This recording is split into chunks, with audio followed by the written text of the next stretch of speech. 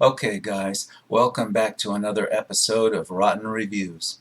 It could be a few rotten reviews, or it might be a whole lot of rotten reviews. We're going to find out.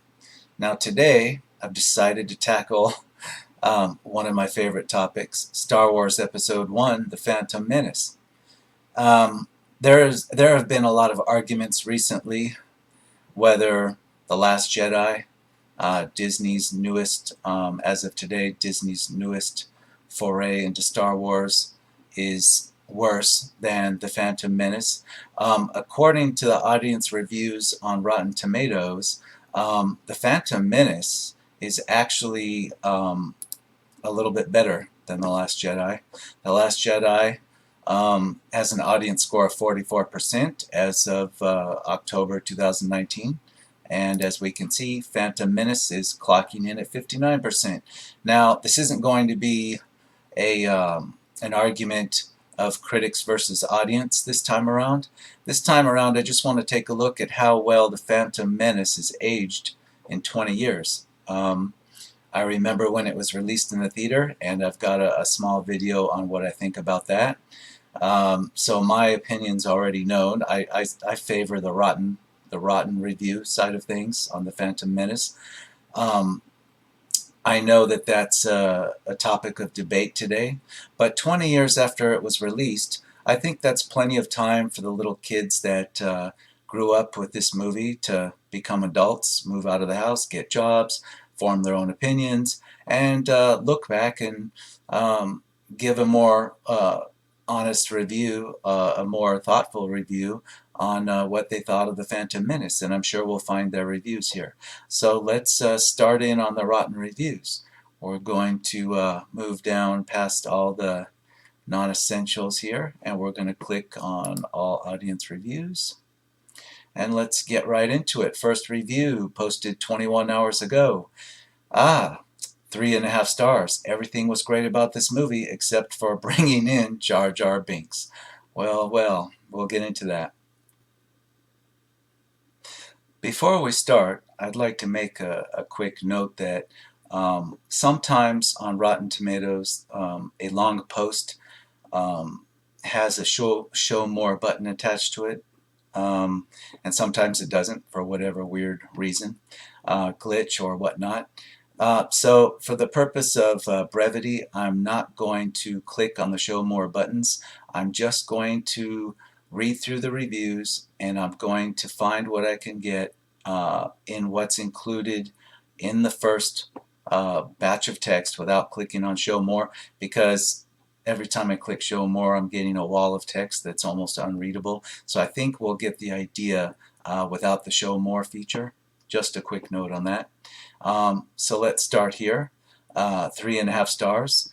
Great movie. Definitely had things about it I wasn't crazy about, but so does every Star Wars movie. Loved the Darth Maul scenes. Young, young Anakin was great. Jar Jar is fine. Didn't like that C-3PO was in it, but whatever. I loved the midi-chlorians. Liam Neeson did awesome. Liked that character. Didn't like that R2 was in it. It's implausible that these droids would be coincidentally through all of Star Wars. Overall, good movie, though. Well, I was kind of cracking up because of all the nitpicks I've seen on the Phantom Menace and the prequels. The one I haven't heard before is that people were disappointed that R2-D2 and C-3PO were in it. That really strikes me as odd because I've heard every criticism, and the idea that the droids are what puts you off about the Phantom Menace, I'm trying to contain my laughter, believe it or not. In fact, I've heard it mentioned by people in the know a lot more than myself that the point of the droids is that the droids are the point of view characters for the original trilogy, at least. I don't think that's necessarily true because there are plenty of scenes without droids.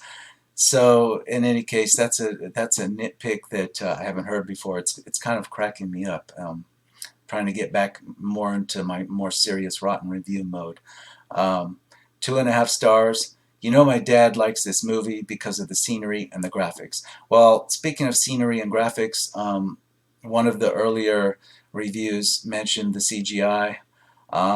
Yeah, this is known for scenery and graphics. This is George Lucas having fun with CGI, going wild with it, and there wasn't anybody there to hold him back, to keep him from going too far. And that's one of my main complaints is the CGI hasn't aged very well. And in fact, the movie was only a month old and the CGI hadn't aged very well. There was just so much of it. Particularly in the Phantom Menace, it comes across to almost like a cartoon in several scenes. And it's like, yeah, there's no grit and grime because it's a cartoon. I mean, literally, it's a cartoon trying to masquerade as reality. And that's the worst kind of CGI, in my opinion. Practical effects, I like. The CGI, it's way too sterile, way too clean, and it's hard to tell how many times George Lucas revised it because this movie was shot digitally, so it gave George Lucas and whoever else the opportunity to edit and revise it a billion times over and polish it and polish it. And a lot of scenes, the CGI is so over polished that it looks literally like the characters are walking in front of a green screen on, really bad home video production. So I think that was obvious to Lucas later, but he got caught up in the CGI hysteria, and yeah, it's too late to fix it, really. I mean, the damage is done. So I guess I rambled on a lot about the CGI, but others they're going to bring this up. We have a 4.5-star review. This movie has definitely aged well, especially in light of what Disney has done with the sequel trilogy. Seeing such a bright, optimistic young boy who will one day become Vader, it's mesmerizing if you keep this in mind the whole time. I've even made room in my heart for old Jar Jar, who is a lighter story element meant to counterbalance the somewhat tedious plot. Ahmed Best really sells that performance. The Force is strong with this initial prequel entry. I disagree. I think that it didn't age well, and I think that, yeah, if you considered it a Disney movie from the beginning and it was marketed as a Disney movie back in the day, it would have at least told people what to expect. But when you're walking into the theater and you expect something along the lines of the first three, a serious movie, and you get a comedy cartoon with a kid, yeah, that's pretty off-putting. I don't agree with this review at all. I think it's genuine. I just don't agree. Here's a 5-star review. Love this movie and prequel, so underrated. Great special effect, revolutionary CGI for the time, which still holds up very well. Great story, great characters, very good acting, and leagues better than the Disney Star Wars. So much to love, so much to enjoy. Again, I completely disagree. The CGI was the worst part. It doesn't hold up. It never did. It didn't look good at the time. I don't know what they're thinking. All I can guess is that this person was 6 years old and they just can't admit that the CGI looked bad. 1/2 star, too much walking and talking. Now that's dead on. Despite the CGI, just if this were a standalone movie of any type, you have so much walking and talking and walking and talking and sitting on couches and talking some more that I don't buy the excuse that, well, there's a love story going on here, and particularly in the next episode, so you have to excuse all the walking and talking. No, Lucas needed to find a better way to move the story forward without a lot of walking and talking, which was basically an excuse for exposition, that just a big dump of exposition that had to happen. And considering that Star Wars was already popular, it was already a big cultural thing, I don't understand why all this exposition was needed. I mean, everybody knew that Darth Vader was a character that had started out as a Jedi, and at one time he was one of the good guys. So why did we need all this exposition to set up, talk about trade wars and etc.? The whole thing was just a slog of walking and talking, and I agree. 3.5 stars. Nowhere near as bad as the last couple of films. I actually liked this one. At least they were actually doing stunts. Jar Jar was not annoying to me at all. I'd take him over the annoying cast we got today. Well, I disagree.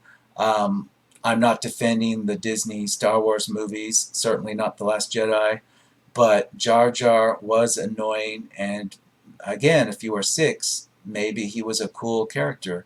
But for anybody wanting to sit down and see a serious Star Wars film with a serious good versus evil plot, or see the hero win the day and get lost in the moment, Jar Jar was a disaster, a very distracting disaster. 2 stars. Nostalgic crap. Jar Jar was by far the best character. Again, completely disagree, but they're giving it 2 stars. So I have to wonder what they mean by nostalgic crap. Um, I don't see anything nostalgic in the Phantom Menace. I mean, going into it when it was released in 1999, it wasn't nostalgic at all. People were looking forward to a new chapter. People were looking forward to seeing things that they hadn't seen before in Star Wars, but they were not looking for Jar Jar Binks. Okay, so 3 stars. Blame Jar Jar for why people hate this film. You can blame him for some of it, but you have to blame Lucas for the bad CGI and the walking and talking and a lot more things we're going to hear about than just Jar Jar. 3.5 stars. While many cite the acting as terrible, it's not much different than anything in A New Hope. The action is great and the visuals are spectacular. That's good enough for me. Well, then The Last Jedi must be good enough for you too. In fact, anything they throw out and throw at the wall and it sticks for a minute should be good enough for you, because it's not just that they're citing the acting is terrible. A lot of the acting is terrible. Natalie Portman, I can't tell that she was acting. Hayden Christensen, I can't tell that he was acting. And it gets worse in the next episode. It is quite different than A New Hope. In fact, it's like somebody completely different made A New Hope, and in a lot of ways, that's true. George Lucas had a lot of help with A New Hope. He didn't pull it off by himself. This was all George Lucas and the Phantom Menace, and it shows. He needed help, and he didn't get that help. 3.5 stars. This movie is not a very good Star Wars movie. Then why did you give it 3.5 stars? I don't know. But it's still a good movie if you forget it is a Star Wars movie. It focuses too much on politics, which you don't want in a Star Wars movie, but if you just focus on the battles, you will have a good time. Now, I'm assuming he's talking about the politics inside of the movie, the politics, the Trade Federation, the Empire, etc., because, or the Republic. The politics we're talking about now, when people talk about the politics of Star Wars today, they're talking about real-world politics that's been put into the movie, or the real-world politics that has been seen in the movie that's being interpreted through the movie. But this review seems to be saying that the politics, the actual story politics, were off-putting, and I'll agree with that. I mean, there are people that say, including George Lucas himself, that Star Wars was made for little kids, but yet he put all this exposition about trade wars and taxes and etc., which would have gone right over the heads of little kids. Little kids didn't want to see a long drawn-out session in Parliament about taxes and trade regulations, so it doesn't make sense. That stuff, again, I think it's another issue of George Lucas needed somebody to rein him in, and there wasn't anybody to do it, so he just went crazy, in my opinion. 5 stars. One of the best installments of the saga, with one of the most epic laser saber duels and one of the most credible Sith Darth Maul. Okay, I'll agree. The choreography, the fight scenes, they were so good. They were too good.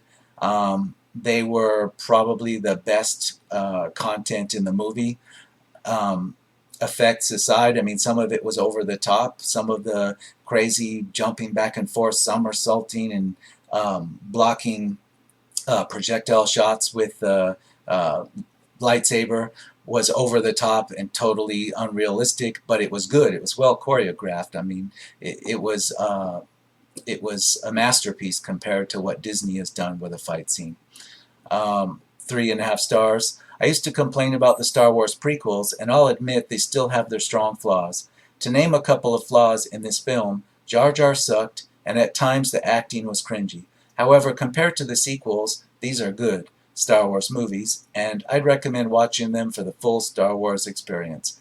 Well, Yeah, there are a lot of people that are using The Last Jedi in particular to say, well, see, we told you the prequels weren't that bad, but I'm not buying that. That's a cop-out. We're just looking at the prequels. We've already compared this to The Last Jedi, so it's like saying that the restaurant served you a bad meal, but it wasn't that bad because the restaurant down the street did it worse the time before that. So, no, it just doesn't work like that. Let's like stop comparing this to Disney Star Wars and start judging this on its own. And I've judged the prequels because I know everything, right? And the prequels are just worthy of rotten reviews, and I'm going to continue.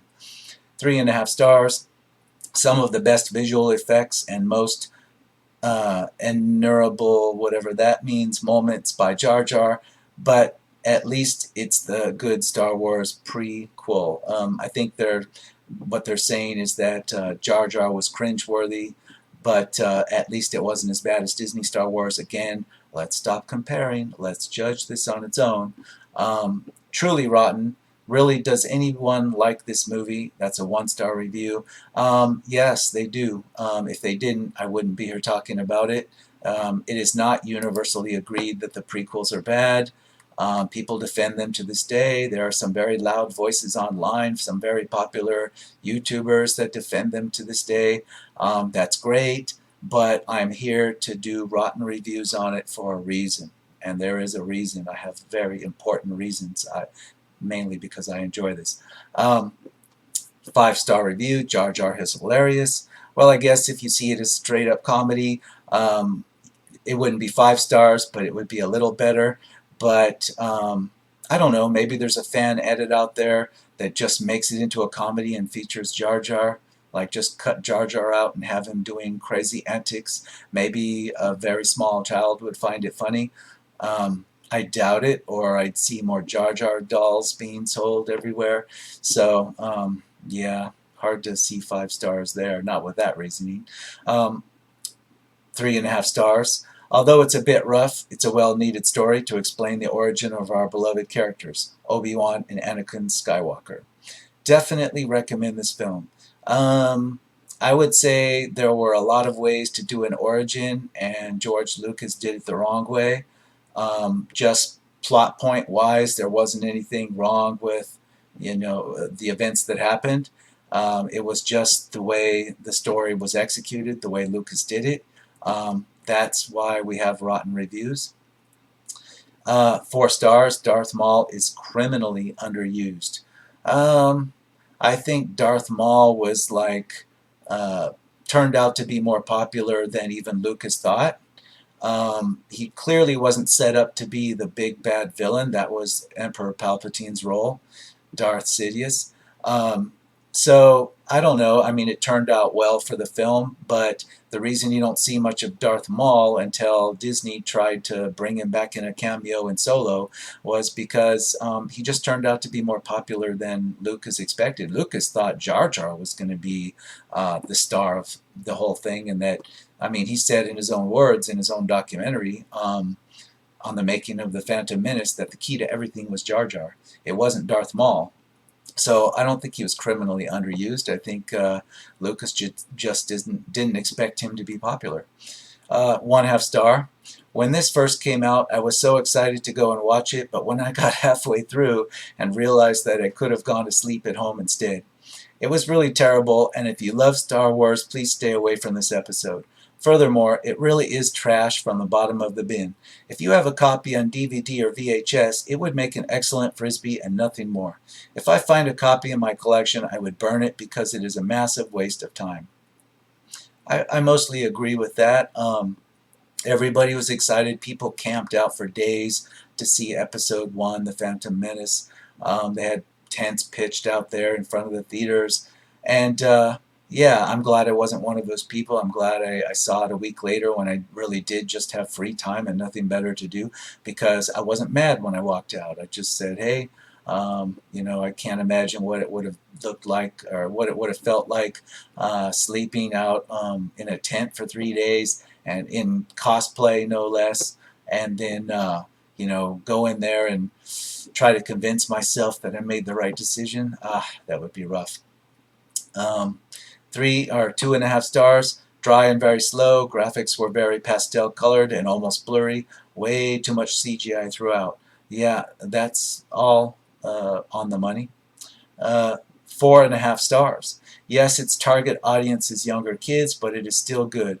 Jar Jar is dumb, I'll admit, even though he's probably the real villain and the CGI is awful, but the story is good and Jake Lloyd is fine. He was being a 9-year-old. The Darth Maul lightsaber duel is one of the best in the franchise. So the reviewer is saying 4.5 stars because it was made for kids, and you just had to understand that the main point, the main protagonist was a 9-year-old. No, because the movie wasn't marketed like that, and it was quite a shock when people found out that it was like marketed, or it should have been marketed for kids, and yet it didn't have material in it that was really suitable for kids. So yeah, that's I don't agree at all. 3.5 stars. While it is not the strongest film in the Star Wars saga, it doesn't deserve all the negative criticism it gets. Overall, it felt ahead of its time in regards of both the political plot element and what it wanted CGI to do. The CGI-heavy elements of the film don't really look good from how far the rest of the prequel trilogy goes. There needed to be more politics for the subplot to really work, but I think that is in part due to not believing the average moviegoer would want political intrigue.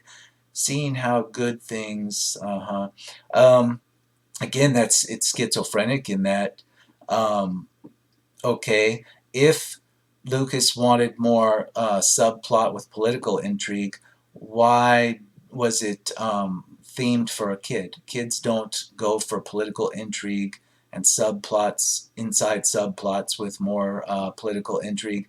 They don't go for politics, parliamentary scenes. That's not what Star Wars was known for. That's not what little kids like.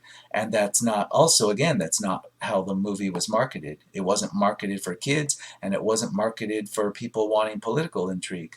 So it's like schizophrenic. Who did Lucas think he was making this film for? Um, the obvious answer is he was making it for himself, and he's an audience of one, and so we have rotten reviews. 4 stars. Underrated. Has some great moments. Um, yeah, maybe the great moment, like when Jar Jar Binks is farted on by an alien creature and holds his nose. That might be one of those underrated great moments. Yeah. 1 star. Jar Jar Binks is an abomination and makes this film literally unwatchable. However, the Jedi scenes are mostly entertaining. Again, that's a plus for the choreography. If you just cut out the fight scenes and just put them all together, it would be entertaining to watch. Put some nice music in there, doctor up the score a little, just get rid of the rest of the movie, right? 3 stars. Driving driving too deeply into messy space politics and not spending too much time on the main conflict of its central characters sinks this prequel movie, but it still stands up as one with a great cast, one of the best scores in filmmaking history, as well as one of the best Star Wars villains of all time in Darth Maul. A feat despite his rather limited screen time. Well, I agree on the score. It's fantastic, especially that Duel of the Fates. That's the one, the fight with Darth Maul. Nobody says that's bad. But however, here, Darth Maul's not a villain. I mean, okay, you can say he's a villain in a very simple sense, but he doesn't speak. He's not involved in any plotting against the main characters. He doesn't respond to the main characters. I mean, he fights Obi-Wan, but he's not like the driving big bad. He's not even the small bad. He's just a henchman. I mean, Darth Maul as a villain, he's just a henchman, like a rent-a-cop. Like he could have been just, somebody that was hired by the bad guy to go break somebody's legs. That's not a villain. So he's only a villain in the most childish sense. When you call him a villain, you're elevating him to something that I don't even think Lucas considered him. He's just a henchman, a flashy, showy, well choreographed henchman, a minion, if you will, in the Disney sense. 4 stars. As a child, when I saw this in the theaters, after all the hype leading up to it, I loved it. Now, rewatching 20 years later, I still enjoyed it, but did see a little bit of what the critics said about it, in particular, Jar Jar Binks. Still, though, some of the action scenes, in particular the introduction of the character Darth Maul, were unforgettable and timeless. So here was my original questioning when I opened this video. Um, how will those original little kids that loved it so much, how will they see it, now that they've had 20 years to think about it, now that they're all grown up and have been exposed to a lot more relevant cultural material? I say that, I'm surprised I haven't seen more of these comments already, but the reality's creeping in. I still sense in this review somebody trying to hold on to the belief that it's good, but those doubts have already crept in, and by the time Disney finishes episode 9, this same reviewer will probably have who knows, he'll turn right around and he'll be doing rotten reviews on this film, because you see it creeping in already, the doubt, that lingering doubt. 4 stars. One of the best stories, one of the worst stories. That's not what they were going for. This wasn't like Rian Johnson trying to subvert expectations. This was George Lucas trying to prove that he could make Star Wars bigger and better than it ever was with all the technology at his disposal, and he failed. He did set about proving that he's not capable of doing it on his own. 2 stars. Darth Maul practically saves this film. That's another vote for the choreography. 5 stars. Great story, good paced movie about state in decline. Jedi Order, after thousands of years, become servants to the Republic instead of the Force making them lost Force sight. Qui-Gon was only exception. Epic movie. Too much silly stuff makes some part bad, but overall this movie deserved at least 70%. No, I disagree, and also the reviewer seems to disagree with himself, because he said the movie deserves 70%, but yet he gave it 100%, so he hasn't quite figured out what he wants to say there. Darth Maul was cool, 2.5 stars. 5 stars. The ultimate setup film for George Lucas's classic saga of a boy, a girl, and a galaxy, as the original trailer stated. Fans and critics pan it, yet they forget the premise of the film is to set up all the others, which it does quite well. Also, complaining about politics and a child-friendly character are poor excuses. The story is cohesive, the characterization is presented interestingly. Liam Neeson proves why he's such a great leading man, a must-see. I disagree 100%. I don't know where they're coming from with this. Yes, the goal of the prequel trilogy was to set up the original 3 movies. However, it failed to do that, because we already knew from extra material. I mean, it's not like the Return of the Jedi ended and then everybody stopped writing and talking about Star Wars. No, Star Wars material continued on in many other forms. Some good, some fantastic, and some really awful. But nonetheless, it's well known to Star Wars fans, the story behind, Darth Vader, the Skywalker story, so to speak. There were many ways Lucas could have shown that, and he did it very poorly. And just as a standalone movie, this review is wrong. He's saying that, well, the critics are complaining about politics and child-friendly characters. The politics, okay, there are ways to mention politics and keep the story moving forward. You don't need long parliamentary scenes where people stand there almost emotionless and talk about taxes and whatnot. And you don't need to be child-friendly, to have a rating that's acceptable for children. You don't have to have child humor. I mean, you can tell a story that features a character that's a kid growing up, turning into a man. That's not a silly childlike story. You can do a serious, dead-on story out of that. So, no, I completely disagree. 2.5 stars. Darth Maul was the big selling point in this film. Could have done without the midichlorians. It demystified some of the Force. Okay, I agree with that. The midichlorians at the time, I remember, were very controversial because people enjoyed having the Force as a mystical thing that you couldn't quite explain, something that was beyond the reach of science. And that's where the fantasy parts of Star Wars really shone through. People might say Star Wars is science fiction, but it's not, it's fantasy. And one of the main reasons for that is because even in the original film, the Force, when it was first explained by Obi-Wan to Luke, the Force wasn't explained in any type of scientific term. It was a mystical thing. It was a mystical experience. It was a mystical power. It was something you couldn't just put your finger on and measure with a meter. And so when George Lucas turned it into midichlorians and tried to give the Force the Star Trek treatment, it didn't work, because that's not why people enjoyed the Force. That's not why people found the story compelling. Those people that would find midichlorians interesting are more the Star Trek fans, the Star Trek fans that they enjoy the minutia, they enjoy the complex plot elements involved with explaining how the technology works, the issues the technology presents, the not just the issues, but the story plot devices that spring up from having this rich technological background to your sci-fi story or your fantasy story. But that's not Star Wars. And so the midichlorians did a lot of damage to Star Wars. I mean, to me, it wasn't a deal breaker. That was the least problematic thing with the Phantom Menace. But I noticed that everybody's noticed that the midichlorians weren't brought up again. So obviously Lucas knew that, okay, wait a minute, I've just demystified and I've taken the magic out of the Force by even suggesting that there's something there that you can measure with a meter.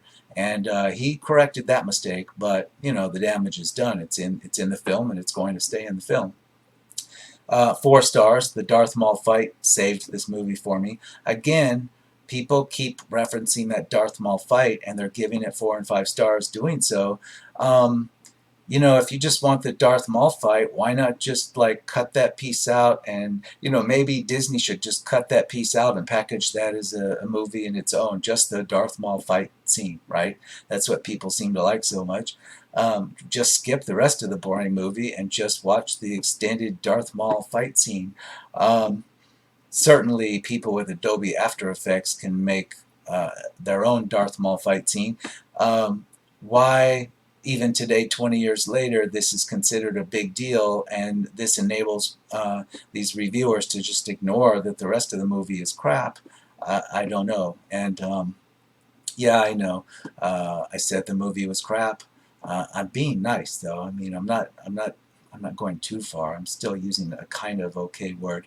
2.5 stars. Jar Jar and Baby Vader are the worst. Baby Vader, I haven't heard it put like that before, but that conveys the tone of it pretty well. Baby Vader.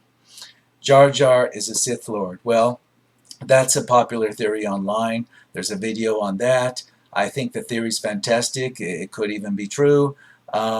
There's plenty of what you would call circumstantial evidence to back it up, that Jar Jar was in fact supposed to be some kind of hidden Sith Lord, or perhaps he was supposed to be a much more powerful element than just like the comic relief. He was supposed to have some other function in the following movies, but due to his unpopularity after the Phantom Menace, it is said and theorized that Lucas relegated him to a minor character, and you saw less and less of him.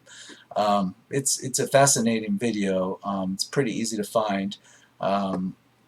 Jar Jar as a Sith Lord. It's a theory that you could make more than one video on that. 2.5 stars. Burdened by exposition and awkward writing and acting, The Phantom Menace is a disappointment, albeit visually interesting compared to its beloved predecessors. Yeah, I would agree with that. Visually interesting, no. By today's standards, no. It would be bad by today's standards. Maybe in 1999, on the first viewing, some of it would be. But no, even just a few years later, by the end of the prequel trilogy, the first one was considered pretty bad visually. The CGI just was ruining it. 5 stars. I love this film. It came out on my birthday. Well, okay, again, that's the little kid. They just won't accept anything less than 5 stars because, they were 6 or 7, and grandma gave them their favorite bicycle, or their Nintendo or whatever it was on that day, and it'll just be a cherished moment. But 5 stars, no, I'm sorry. I wish I could just go inside the screen and remove those 5 stars and just like throw them in some kind of virtual trash bag, and I know I can't because I don't have that function on my browser. But anyway, 3 stars. Decent movie, but the worst of the 8 films for sure. Yeah, yeah. We'll see what happens when the new one comes out. Who knows? The Rise of Skywalker might change people's minds. Maybe it'll take the brass ring for the worst. I don't know. I'm kind of hoping it does. I'm kind of hoping to watch a dumpster fire. But for now, I'll agree. Phantom Menace, this is the one. If I had to choose one to throw in the trash, I would throw this one. 4 stars. I dislike the hate this film received because it had some fantastic actors. The soundtrack was phenomenal and beautiful. The soundtrack was great. It was beautiful. No complaint there. This is a fan that disliked the hate the film received, but you know what?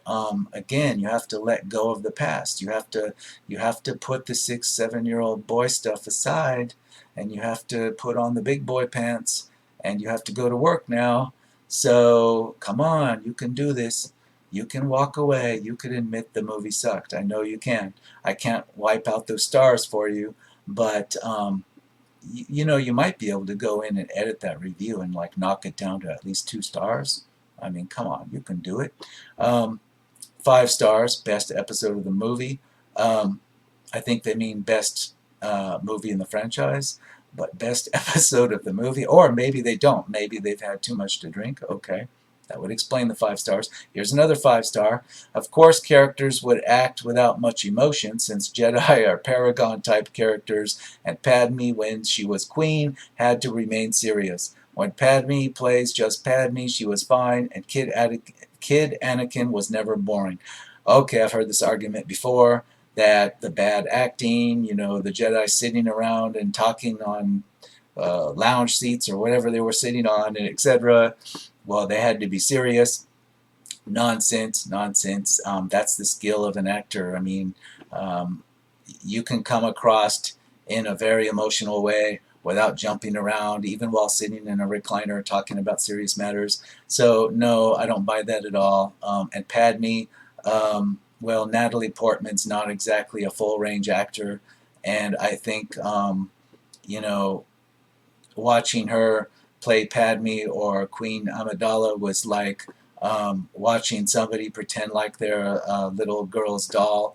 It was wooden like a doll. No excuse for that. Qui-Gon and Obi-Wan are never boring, just like they cannon jump and yell because that is not how Jedi act. Even Luke in Episode 6 was serious, plot was fine, and it wasn't about trade, but how Republic cannot function because of corruption. Okay, so this reviewer refuses to let go of the childhood nostalgia and is making excuses for the movie, okay?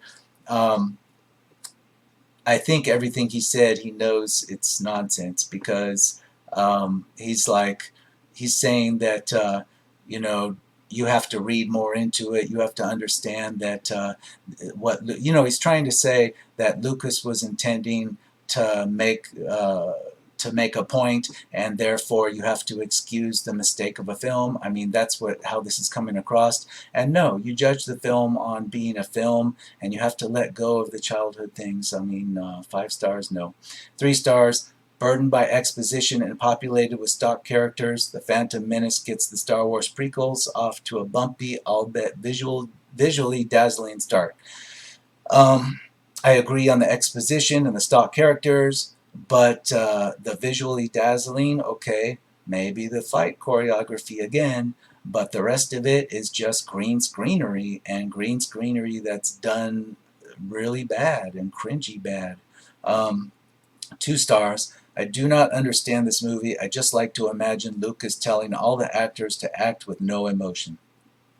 Again, I agree. Um, these actors, many of them have been in other Samuel Jackson, Ewan McGregor, Liam Neeson, even Natalie Portman has performed well in other movies. So yeah, you have to imagine Lucas telling them, "Okay, don't show emotions, just read this off." Okay, but 2 stars, yeah, I would agree with this review. 3.5 stars. First time I saw it, I was disappointed, but it began to build the saga. Um, Obviously it built something because you're disappointed and now you're coming back to give it like almost 4 stars. I don't understand that. Maybe it's a reaction to the Disney films. Some people have said, well, the Disney films are so bad, they upset me so much that I'd rather watch the prequels. The prequels aren't that bad to me now. So maybe it's that effect. Personally, Phantom Menace, no, even if episode 9 bombs, if episode 9 turns into the biggest dumpster fire of all, I'll find that entertaining, but it won't make me go back and watch Phantom Menace. In fact, if I even see Phantom Menace in the guide listing on somebody else's DirecTV, I'm going to push the scroll down button so fast it's not even going to get to stop there, not even for a second. 1.5 stars. This is a stale, boring excuse for a Star Wars movie with comedy that falls flat and every second scrapes by. The only two parts that are actually good is the end fight and the pod race, but I appreciate the jumps it did for technology. Well, I disagree because the pod race, it was too childlike, and it had the same shots from the same angle of the pod racers going around the turn the same way each time. The pod race was not exciting. The pod race had good audio. I mean, the audio effects were spectacular. They impressed me even at the time on my first viewing. But the pod race itself, it's like one of those things where after the 20th time I saw Anakin's pod racer go around the same turn, I wanted to check the time on my watch, so 5 stars. CGI still looks great and will continue to look great. Actors were awesome. Liam Neeson, Ewan McGregor, Natalie Portman, Ian McDiarmid, and great story that continue in episode 2 and 3. The Phantom Menace served as excellent foundation for the rest of Saga, and nothing on this world is more epic than Duel of the Fates and the soundtrack that go with it. Okay, I'll agree on the Duel of the Fates and the soundtrack. It's epic. Not the most epic in the world, but it's epic.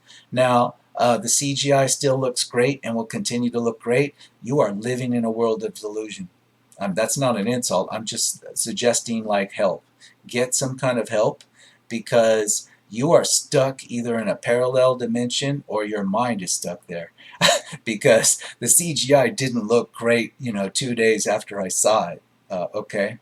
Wow, I don't even know what to say. 1/2 star. As juvenile and off-putting as a wet nappy.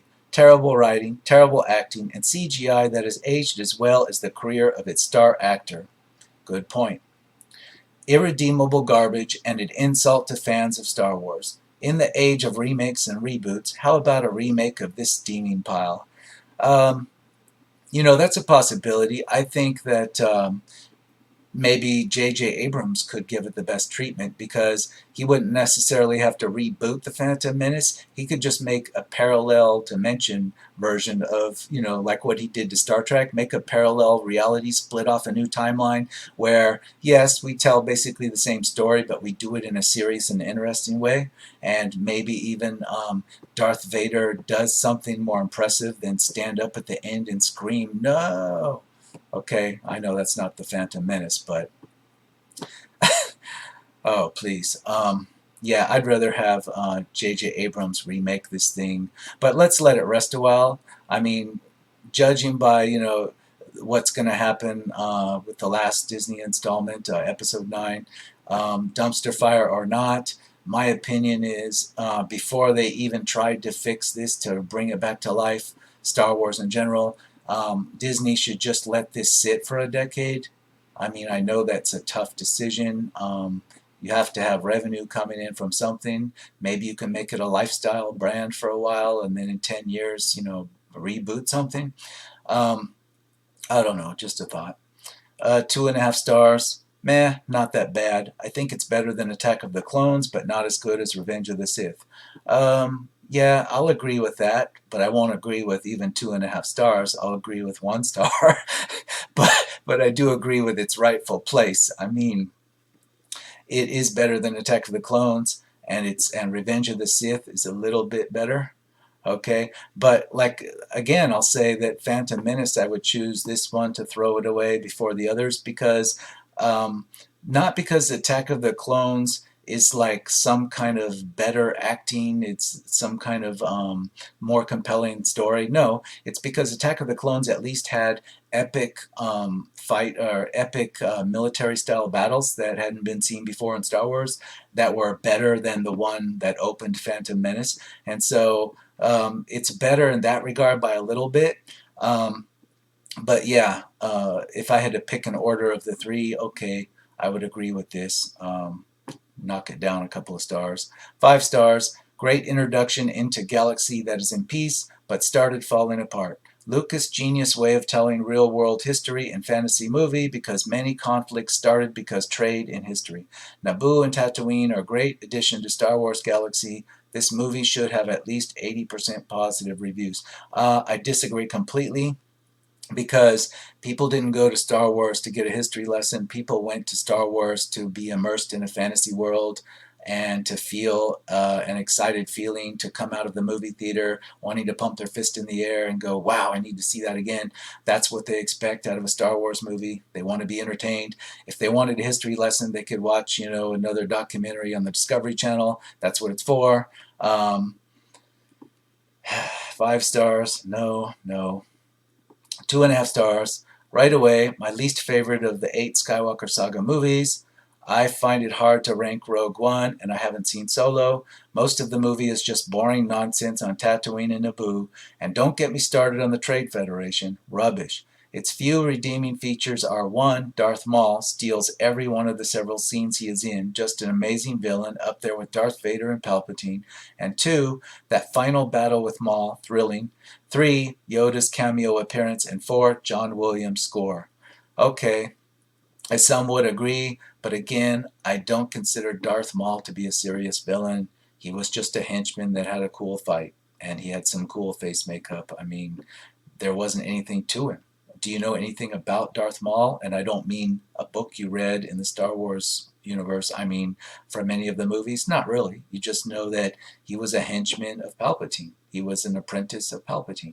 Not enough to be a real villain. Uh, 5 stars. Every saga has its beginning. Epic. I cannot give enough praises to the entire whatever revolution in entire movie industry. Definitely better than original trilogy, and only Lord of the Rings is better, but not by much. Wrong. I think this person is obsessed with the CGI or the epicness of maybe a battle or two because he's comparing it to Lord of the Rings. Lord of the Rings, personally, I found it a bore fest. It's too long. Even the non-extended editions are too long. That's a video for another time. But comparing the two, oh, wow. Other than they're both really CGI heavy, I don't see the comparison. 5 stars. Awesome start to awesome adventure, along with soundtrack and Duel of the Fates. I really liked when Padme said that will not play games while her people suffer, and that she will return ultimately creating plan and defeating Trade Federation in city. Okay, making up for the grammar, breaking this apart. Again, we've got to vote for the soundtrack, the Duel of the Fates, and the battle with Darth Maul. But the rest of it, 5 stars? Come on now. You've got to let go of the little kid. I know you have to be 25 or more, so let's, put on the big boy pants. Let's back off on these 5 stars. 5 stars again. Lucas always wanted to tell a story, and he did it. Great movie. Few nitpicks about too much Jar Jar or that kid Anakin shouldn't be one in fighter. Duel of the Fates, Duel with Maul, Pod Racers, New Galaxy in Time of Peace and State of Falling Apart, Jedi at their full strength, not old guys from obsolete trilogy, Sith behind scene, and Palpatine Rise to Power, one of the best movies ever. It's like this guy never grew up either. The old trilogy with old guys from the old guys from the obsolete trilogy. You mean the trilogy that actually made sense, that fit together, that was fun for adults and kids? That old trilogy. Another kid here, a kid that is still a kid, and it's amazing because um, biologically, I mean, I excelled in biology as a student, and I never heard of a human that would remain 9 years old for 20 years. Um, I guess it could happen, but maybe I'm finding them here for the first time. I'm making a discovery here on Rotten Tomatoes. Half a star. The Phantom Menace is the weakest of the franchise. It's made for money's sake. Um, yeah, all movies are made for money's sake, but Phantom Menace was made primarily because George Lucas couldn't control his ego, in my opinion. The money was just a bonus. He had already made plenty of money. 4.5 stars. The CGI may have been state of the art for 1999, but compared to today's CGI, it feels a little dated. Wow, that's an understatement. It may not have been the prequel us Star Wars fans were waiting for, but it is still Star Wars, and if it is a Star Wars movie, you're going to have a great story, great music by John Williams, planets and characters you never thought about, a shout out to exceptional performances from Liam Neeson, Ewan McGregor, and Ian McDiarmid, and above all, fun. Um, no, I disagree. Um, just because it's a Star Wars movie doesn't mean you're going to have a great time. If it did, um, The Last Jedi wouldn't have a rotten score on Rotten Tomatoes. No, you don't excuse a movie just because somebody slapped a Star Wars label on it, and that applies to Lucas as well as to Walt Disney. I disagree completely with that review. 1 star, an absolute train wreck. Avoid at all costs. Duel of the Fates and its accompanying lightsaber fight are the only draws. However, I am thankful that this film exists, for we would not have the Mr. Plinkett review without it. 2 out of 10.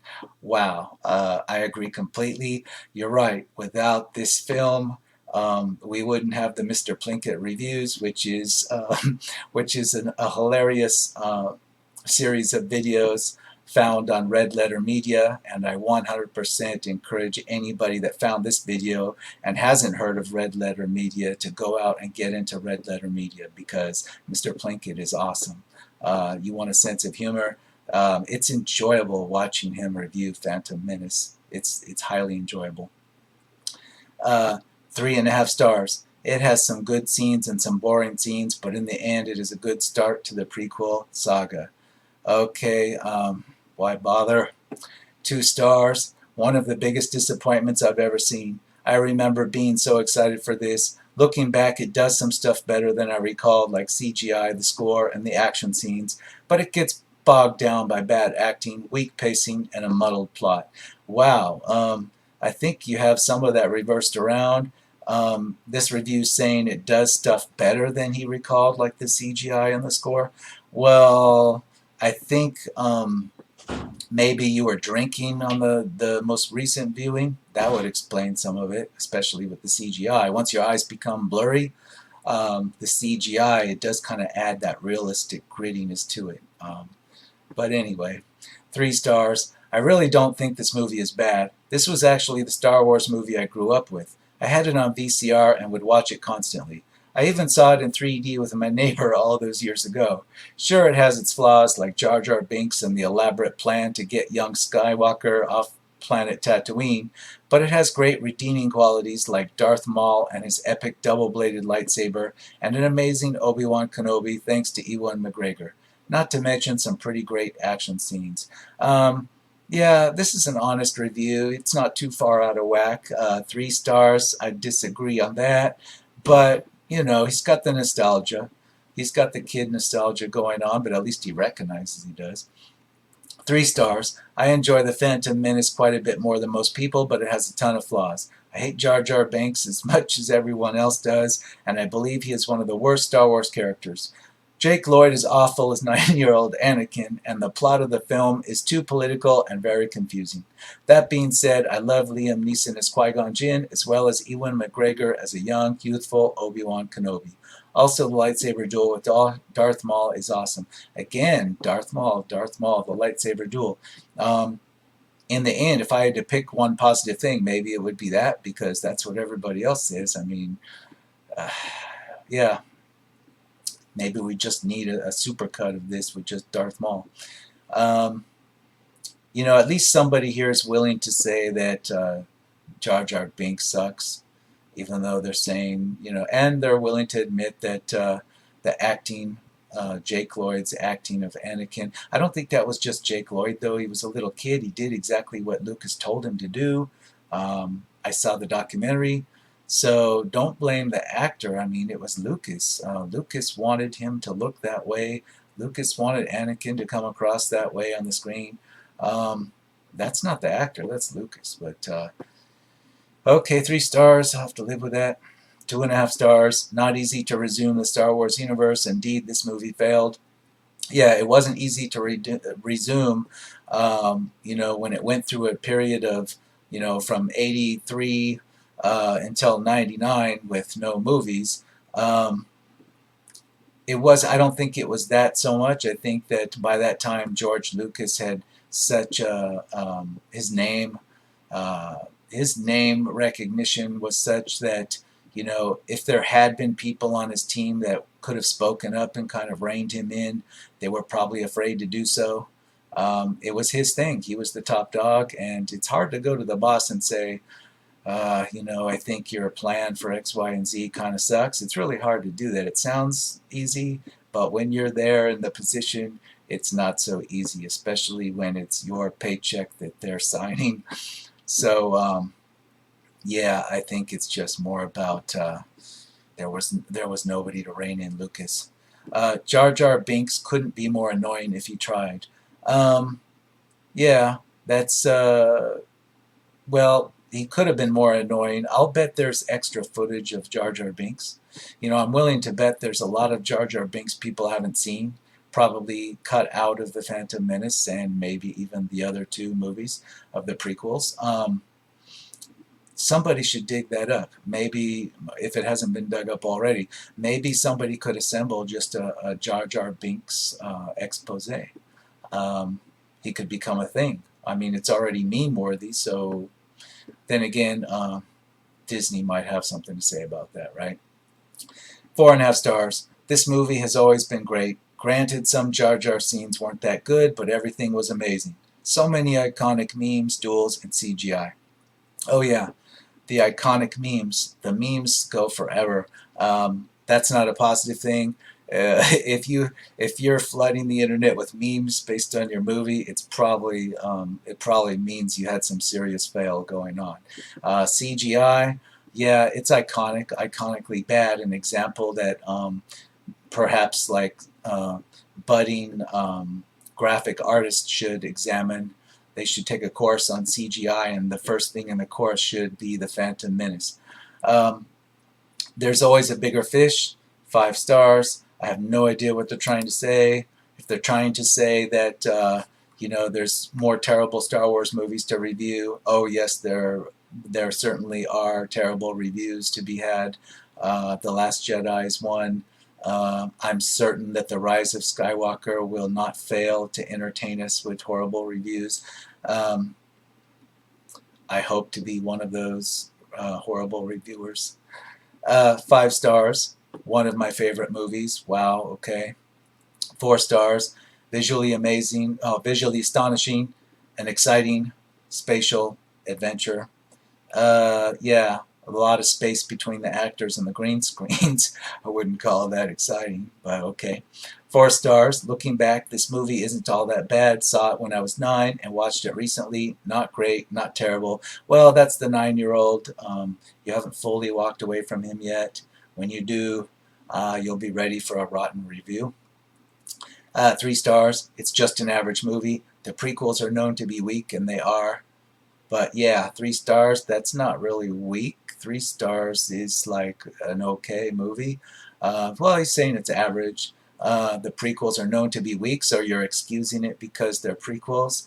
I don't get the logic there. That's just bad. Come on now. 3.5 stars.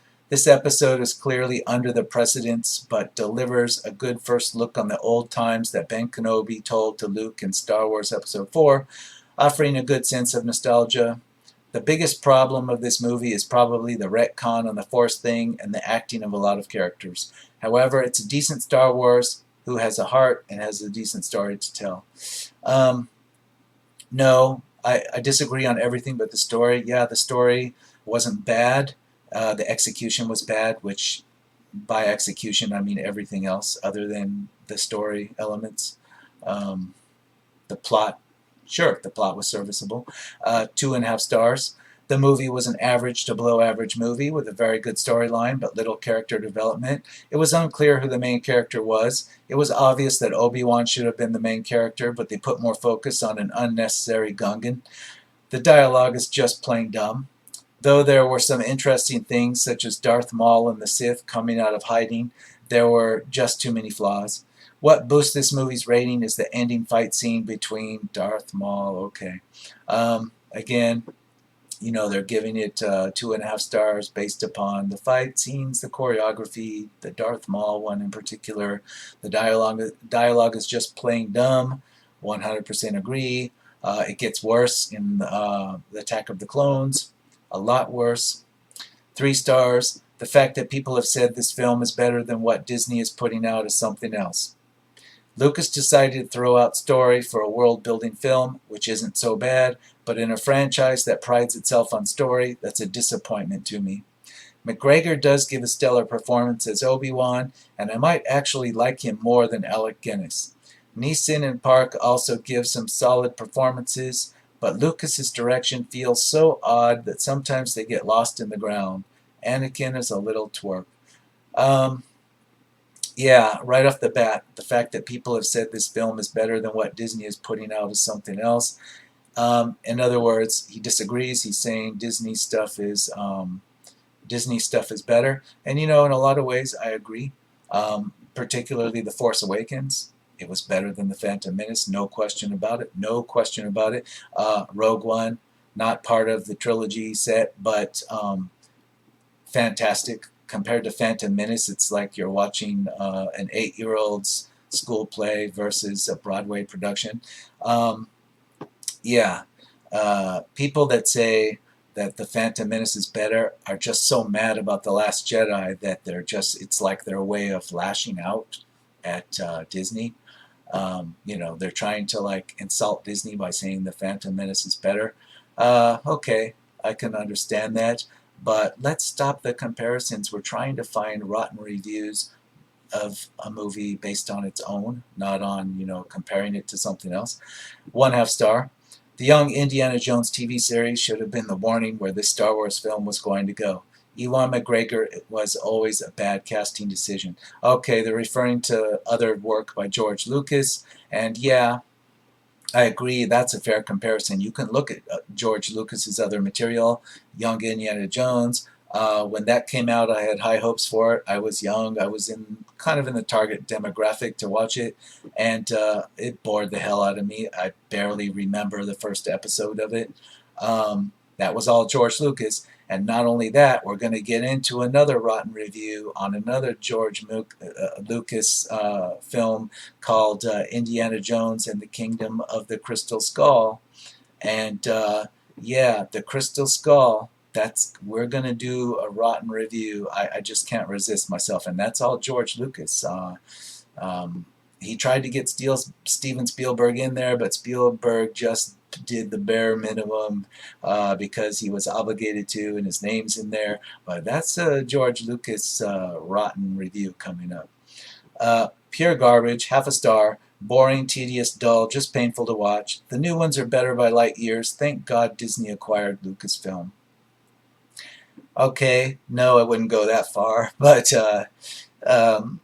it's better than I think what Disney's doing to Star Wars is the result of what George Lucas did.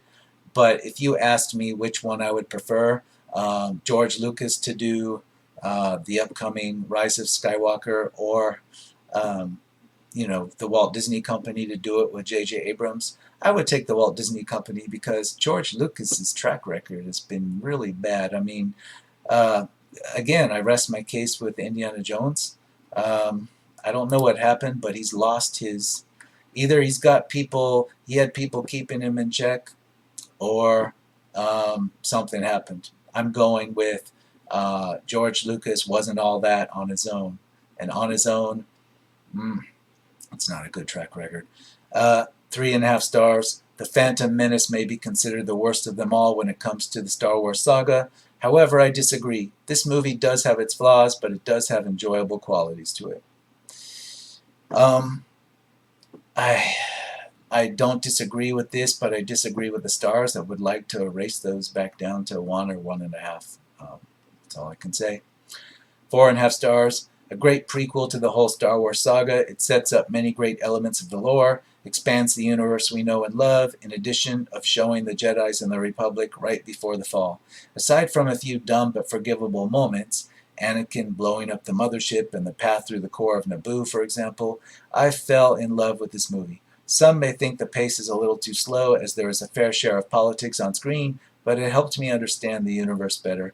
Okay, I consider this an honest review because the person, I can see where they're coming from. They actually wanted Lucas to get into politics, and they wanted this to be a backfilling of, the backstory, filling up the backstory of Star Wars. But no, it wasn't marketed in that way. It was marketed as a traditional action fantasy hero's journey Star Wars movie, and that's why we're doing a rotten review. 5 stars. It is actually my favorite Star Wars movie, and thus makes it my favorite movie of all time. It is not a bad movie. Jar Jar isn't a horrible character, and there is an awesome lightsaber duel. Okay, maybe 7-year-old is still struggling to get out. Okay, 5 stars. Thank God that Star Wars Episode 1 to 3 don't rehash original trilogy obsolete stuff. This is better movie than any of the original trilogy. This movie was needed far more than the original trilogy because it's actually built universe, not leaving everything in the dark like the original trilogy.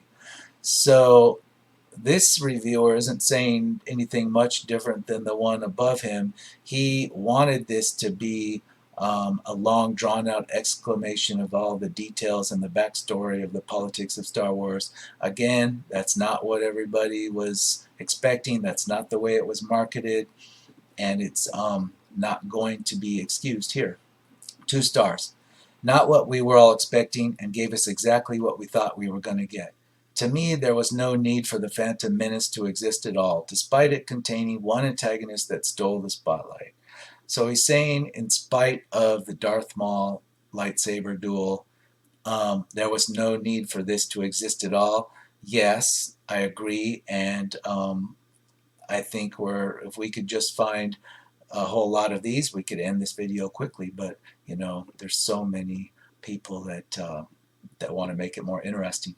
5 stars. I really like this movie. The best parts are the music and the lightsaber fights. 5 stars. Great start of awesome story. Beginning of Palpatine rise to power that will end with Republic turn in Empire from inside. Epic duel and soundtrack plus many new cultures and wider universe. Tatooine was excellent, and thank Lucas for story he always wanted to tell. Great, great, great. And if you do your homework, your parents will let you have 2 scoops of ice cream after dinner. It will happen if you just study. 4 stars. A visual masterpiece with a political story and some stunning action. Some bad acting, plot that is unspecific to the franchise, predictability, and pacing issues will deter from the full enjoyment, though. That's, a comically understated sentence. Predictability and pacing issues will deter from the full enjoyment, though. That's like the little disclaimer on a pill commercial that says, well, this might have some adverse side effects, like it could cause you to bleed from your eyes during the night, but just a minor thing there. 4.5 stars. While I can't help but notice the amount of cracks the Phantom Menace has, such as the clunky dialogue, wooden acting, and CGI that didn't age well at all, I always turn into that 6-year-old kid immune to such flaws every time I watch it. even now as a grown adult. So again, this is a way for you to revert to your childhood. That's great, but that's not the way the movie was marketed. 3 stars. The return to the galaxy far, far away is welcome, but the cringeworthy comic relief ruins what could have been another great Star Wars film. Yep. Without that comic relief, without that between the droids, without the unnecessary Jar Jar Binks, a lot of the other stuff would have been overlooked, I think. 4 stars. I don't see why people don't like this movie because I think it's almost as good as the originals. Okay. 2.5 stars. A big down as far as the series goes. Oh, yeah. It's a straight down. You know, talking to somebody that stood in line for a week to get into the Phantom Menace, they might have even more terrible words to use for the big down, but I'll leave that for somebody else that was there. 5 stars. Legendary movie, and thankfully Disney cannot ruin it. No, because Disney bought it and they own it, but yeah, they can't take credit for it. They could try to remarket it. They could trot out some more Jar Jar dolls, I suppose, but they can't cook it up any worse than the original chef. 0.5 star. It hurts me emotionally to watch this movie. I am scarred for life at how bad it is. Please, please, Disney, please remake this movie. Actually remake all 3 of the prequels and turn them into something other than a steaming pile of bantha poodoo. I'm begging you. Actually, no. I say let it rest 10 years, then do a Jar Jar Abrams, alternate timeline reboot. Now that would be epic. 4 stars. Seeing a lot of adults giving their opinion on this movie based on how they think it should have been received by kids. This movie was released just before I was born, and I watched it when I was a child, and I loved it. I do have the common sense to admit that it is stodgy in parts and sometimes makes little sense, but the same can be said for all Star Wars movies. This one is not significantly worse than any of the others and deserves a better rating. Wrong. The reason why lots of adults are giving their opinion on it is because it was marketed to adults. 5 stars. Epic movie with epic soundtrack. 5 stars. Best paced of all Star Wars movies with awesome editing or awesome ending. 3.5 stars. The Phantom Menace has its flaws, but in spite of them, I enjoy watching it. Okay. 5 stars. From epic Duel of the Fates fight and score to incredible world building and cracks of Republic from inside thanks to the Sith. Okay, 5 stars.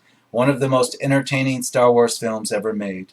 This film creates a much larger and complex galaxy than the originals did not accomplish.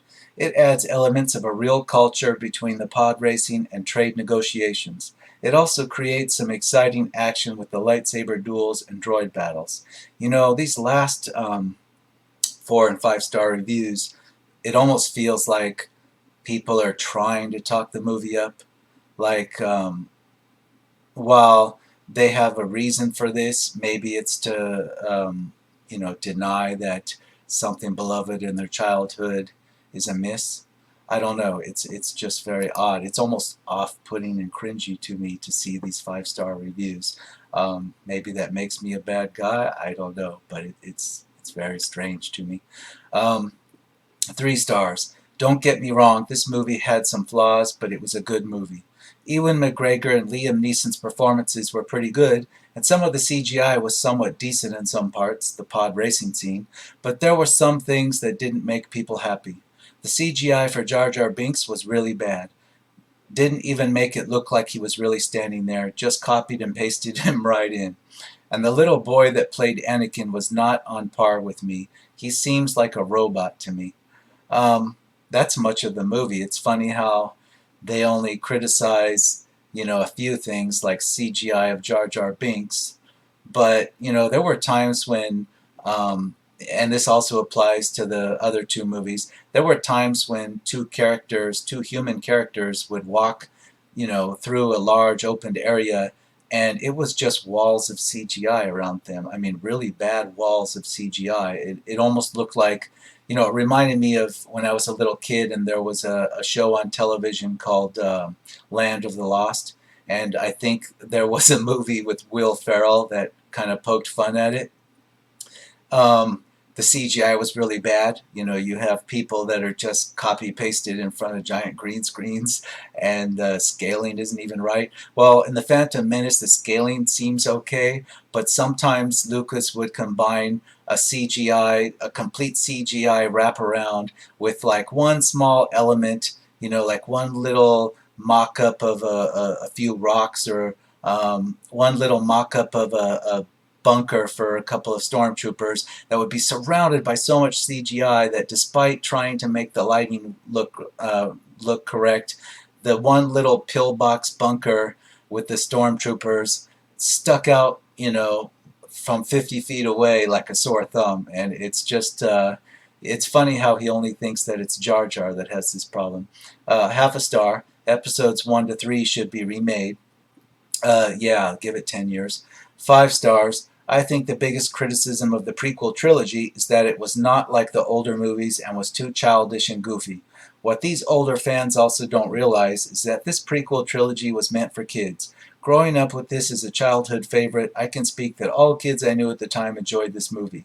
I believe it will be looked at better over time as the younger generation gets older and more kids get to experience it the right way from a child's point of view. I would say that's the George Lucas approved answer. That is the George Lucas approved 5-star review. It could have been written by George Lucas, except that, you know, it does come across as a sincere um, point of view from a kid. But other than that, I mean, this is the one, this is the true George Lucas believer. 2-star review, or 1.5 stars. Young children will probably enjoy The Phantom Menace, but ultimately, when you compare it to the original trilogy, everything about The Phantom Menace is awful. New canon is terrible, old canon is trampled upon, and let's be honest, no one wants to watch a space opera film just to be mired down with politics involving an incompetent bureaucracy. Good points, because a lot of the plot does revolve around people's incompetence. The Jedi Council's Okay, guys, incompetence, for I example. fixed the banner that referenced Captain Marvel. Easy mistake to make. The movie had just as many rotten reviews as this one, but let's move on. And our next review here, 1/2 star. Episodes 1 to 3 should be remade. Yeah, I'd say give it at least 10 years. Give it 10 years. 5 stars. I think the biggest criticism of the prequel trilogy is that it was not like the older movies and it was too childish and goofy. What these older fans also don't realize is that this prequel trilogy was meant for kids. Growing up with this as a childhood favorite, I can speak that all kids I knew at the time enjoyed this movie. I believe it will be looked at better over time as the younger generation gets older and more kids get to experience it the right way from a child's point of view. I disagree. The movie wasn't marketed to children, even though George Lucas later said that he meant it for children. And Space Wizards or not, the fans were expecting a mature movie. And no one should be thinking that you have to be a child to look at this the right way. If that were the case, then why didn't it have a G rating? Why didn't all the prequels have G ratings? Certainly, Revenge of the Sith was not made for children in any way. So let's move on. 1.5 stars. Young children will probably enjoy The Phantom Menace, but ultimately, when you compare it to the original trilogy, everything about The Phantom Menace is awful. New canon is terrible, old canon is trampled upon, and let's be honest, no one wants to watch a space opera film just to be mired down with politics involving an incompetent bureaucracy. Okay, a lot of it was incompetence. Not just in the bureaucracy aspect, but look at the Jedi Council. You know, there was plenty of exposition dialogue from the Jedi Council, very boring, where they sat around and debated what to do with Anakin Skywalker, and they sat around and debated, you know, whether or not there was some dark, insidious force, the Phantom Menace, operating behind the scenes, which would, of course, be Palpatine. And they were incompetent. I wouldn't call the Jedi Order a bureaucracy, but they were definitely incompetent because all the decisions they made weren't logical. And that Jedi Council, if the Jedi Council that was represented in the Phantom Menace, um, if that was representative of their level of thinking, of their protection of the Republic, then it's a wonder that the Republic existed at all because they were incompetent. 5 stars, a spectacular beginning to the saga. I disagree. 4.5 stars. Star Wars is a science fiction movie. Star Wars is set on a galaxy. This movie is a fight between rebels and empire. And bad grammar aside, what is it that you're trying to tell us? This isn't a review. This is just a reason to type some words after putting 4.5 stars. 5 stars. Not sure why people rag on this movie so much. Yes, it had its flaws, but it was still a movie with a lot of neat concepts going on. I disagree, and I think I've seen this one before, and I'm not sure if it might be time to call this a wrap. Let's go on to the next page and see if I find any more comments that are repeating, because that's a sign it might be time to wrap this up. I'm not going to go into why comments seem to always repeat on these rotten reviews I'm doing. I noticed that on Captain Marvel and on The Last Jedi. Rotten Tomatoes has a lot of strange stuff going on. Even though it'll say there's, in this case, over 1 million reviews, I get through a few pages and already start to see some repeat. So, they could improve the site and make this a lot easier. It's a wonder that people still go here and they trust it. I don't trust it. I'm just using it for the purpose of illustration.